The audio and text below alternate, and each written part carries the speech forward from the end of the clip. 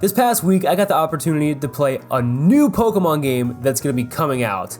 And no, it's not the one with this guy. It's called Pokemon Steel Hearts, and it was created by Cannon's Games over on Twitter. Reminder to like and subscribe to stay up to date on all things Quoorn's Quest to help support the channel, help support these videos, and now, let's get into the video. So Pokemon Steelheart takes place in the Orre region, which, if that name sounds familiar, you'll know it from the Pokemon games Colosseum and Gale of Darkness XD, which I think were two awesome, revolutionary Pokemon games that definitely deserve some more love, and I'm so glad Cannons was able to spread the love to the Orre region and add their own unique twist to the games. The first thing I want to talk about is the unique way that you enter the game. So this is a patch of Pokemon Black 2. So when you start the game, it's very traditional to Pokemon Black 2, but you actually get a ticket and you enter a train that takes you to the Orre region. And this is where your whole adventure begins.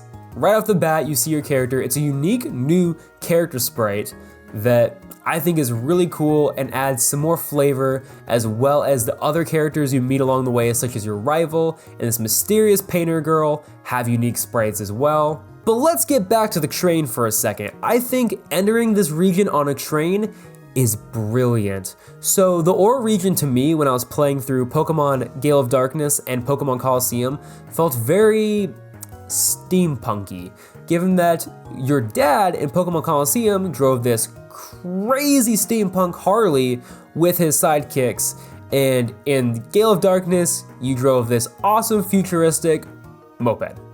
As well as what you discover on the train, you'll discover your rival that you'll battle throughout the game, and the coolest thing I think that Pokemon games need to start implementing, you have a voice. Your character is able to talk back to other people in the world. There's unique dialogue that is for your character and that is for the other people. You don't get to pick it at this time. It's not like a choose what you say type of thing, but the fact that your character has this little extra bit of life with its own dialogue is awesome.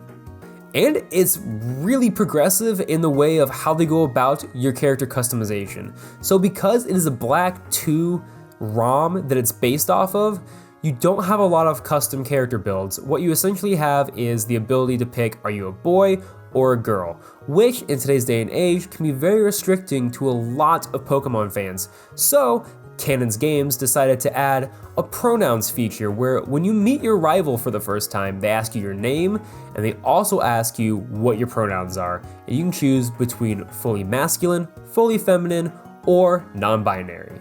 I think that's an awesome touch, and it really connects the Pokemon community a lot more in my opinion, and I really hope that the Pokemon games themselves can develop this type of customization in the future. Also on the train, one of the many questions that your rival will ask you is what starter type Pokemon you chose. And in traditional Orre region fashion, you don't get one starter Pokemon, you get two. That's right, your first choices of starter Pokemon are Shellos, Electrike, and Teddiursa. And what's cool is right off the bat, you can tell that this game uses Pokemon from generations 1 all the way through generation 4, which is really unique because I know in the original Orre games, you could only pick Pokemon from generation 1 through 3, and they used Bonsly as a little tease for generation 4 to come. But like I said, that's not all. You get to pick another starter Pokemon, and these Pokemon are Aron, Zubat, and Gothita. And yes, you heard me, Gothita, which is a Gen 5 Pokemon, which means that you also get the ability to catch Generation 5 Pokemon from Unova, and I'm super excited about that. I've even heard a rumor that there's regional forms. You'll have to play and stay tuned to find out about that one. But it's really awesome because you're able to pick these really unique starters. They don't have a really consistent theme of like who beats what necessarily, but I think it's really unique that the starter Pokemon weren't just your traditional grass, fire, water types. It was also nice that it didn't take a Legends Arceus approach and give you 3 just kind of random starter Pokemon from previous games.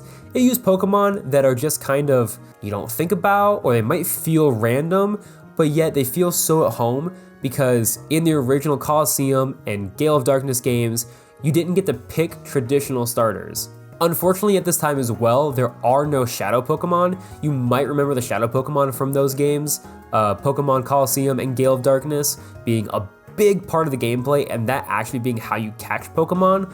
Well, in this game, what happens is you go around on routes and things just like normal, and in sand, tall grass, on water, whatever it might be, you can find wild Pokemon that just jump out at you. I think the whole shadow Pokemon gimmick was more so for the GameCube setting, but in fashion to the original games, every trainer battle I've encountered so far has been a double battle. And that's been really cool because it feels just like the games it's based off of, which is really refreshing. But what you also might be wondering is, well, when you go battle the wild Pokemon, are you gonna be able to do double battles against one Pokemon? Are you gonna have two wild Pokemon jumping out at you? Well, the answer is that the wild Pokemon operate like every other kind of traditional game in the sense of they jump out at you. It's a 1v1 battle, which I think is also really nice because in Pokemon Let's Go, you were able to shake the other Joy-Con and bring in a second character that could battle alongside you in any way, shape, or form, which gave you a huge advantage in that game because you would essentially be 2-on-1 battling people. So I'm really glad that Cannons was able to differentiate, oh, trainer battles are 2v2, wild battles, unless I'm guessing there's an event or something, is this gonna be a traditional 1v1 battle. Another rather unfortunate part of this, I was only able to play the first 5 minutes or so of the game because it is still in testing, it's still being built.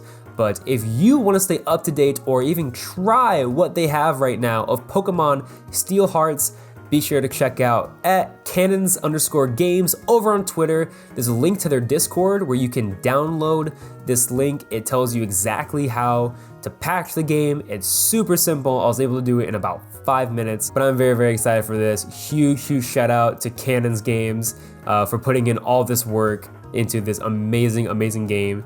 You can tell there's a lot of love, a lot of heart and soul put into it, and I really hope everyone out here tries this game out, or at least goes and supports them over on Twitter and Discord and everything else as well. And let me know down in the comments if you plan to try out Pokemon Steel Hearts, and if you do, let all of us know what starter Pokemon you chose and how you like the game so far. That's all for this review. Hope you enjoyed, and remember, keep questing, y'all.